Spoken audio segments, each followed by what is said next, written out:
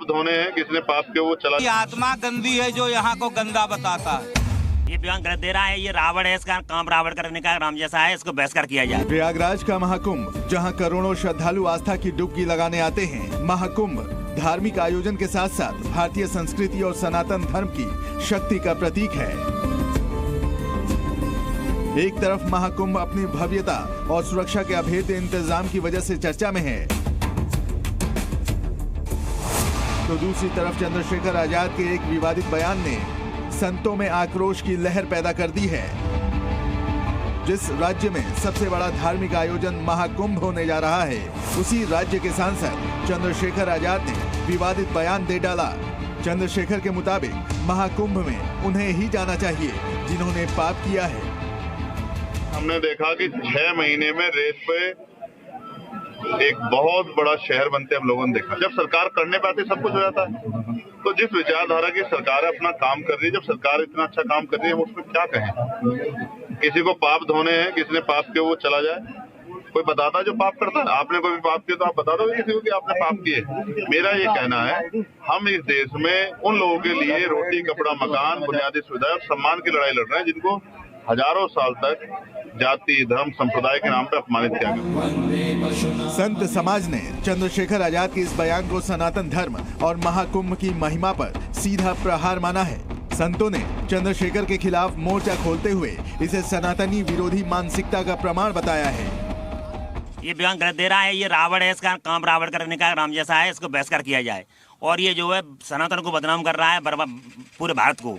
ये किसी एक का कुंभ नहीं है, ये सनातन धर्म का कुंभ है। बिल्कुल गलत कह रहे हैं, इसको हम टिप्पणी करते हैं और इस बयान की घोर निंदा करते हैं। सभी अखाड़े वाले में यहाँ कोई पाप धोने नहीं आता है, पवित्र स्नान करने आते हैं। संतों ने एक सुर में कहा कि चंद्रशेखर को अपने इस विवादित बयान के लिए तत्काल माफी मांगनी चाहिए। संतों ने चुनौती देते हुए कहा कि अगर चंद्रशेखर को अपने पापों का प्रायश्चित करना है तो उन्हें गंगा में डुबकी लगाकर क्षमा याचना करनी होगी। हम उन्हें तुरंत माफ कर देंगे। जो इनका विरोध करते हैं उनका विरोध होना चाहिए और उनको कड़ी से कड़ी सजा मिलनी चाहिए। और नहीं तो हम लोग साधु लोग हैं, हम कड़ी सजा देना भी जानते हैं। हमारे पास नागा फौज बहुत बड़ी नागा फौज। वो रावण है, उसे माफी मांगनी चाहिए सभी सनातन धर्मियों अवलंबियों से और सभी संत समाज से। संतों ने अपनी ताकत और एकजुटता से ये साफ कर दिया है कि महाकुंभ की महिमा पर कोई आंच नहीं आने दी जाएगी। ये संतों का संग्राम है जो सनातन धर्म और महाकुंभ की पवित्रता की रक्षा के लिए अडिग है। उत्तर प्रदेश में देश में राम राज्य की स्थापना हो चुकी है।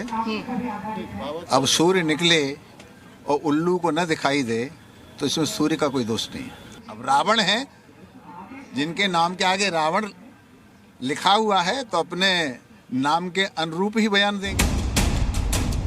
इतना ही नहीं, अब इस बयान पर संत संग्राम के साथ साथ सियासी संग्राम भी शुरू हो गया है। समाजवादी पार्टी का स्पष्ट मत है कि भारतीय जनता पार्टी ने सांस्कृतिक और धार्मिक कार्यों को भी राजनीतिक रंग देकर के सामाजिक सौहार्द बिगाड़ने की पूरी कोशिश किया है। भारतीय जनता पार्टी के शासनकाल में उत्तर प्रदेश में जराइम की दुनिया कायम हो चुकी है। चंद्रशेखर की ये बात कि पाप धुलने वाले जाएंगे, निश्चित रूप से इनको भारत की संस्कृति सभ्यता का पता नहीं है। ये हमले सुनियोजित हैं, ये हमले सुनियोजित तरीके से करके अपने वोट बैंक को संतुष्ट करना चाहते हैं। दरअसल सांसद चंद्रशेखर आजाद गुरुवार को अपने ऊपर हुए हमले के मामले में पेश होने सहारनपुर की अदालत आए थे और इसी दौरान उन्होंने ये बयान दिया, जिसके बाद अब उनकी मुश्किलें बढ़ती नजर आ रही हैं। संतों ने तो ऐलान कर दिया है कि चंद्रशेखर जैसे लोगों को सनातन धर्म की पवित्रता को दूषित करने की अनुमति नहीं दी जाएगी, उन्हें माफी मांगनी ही होगी।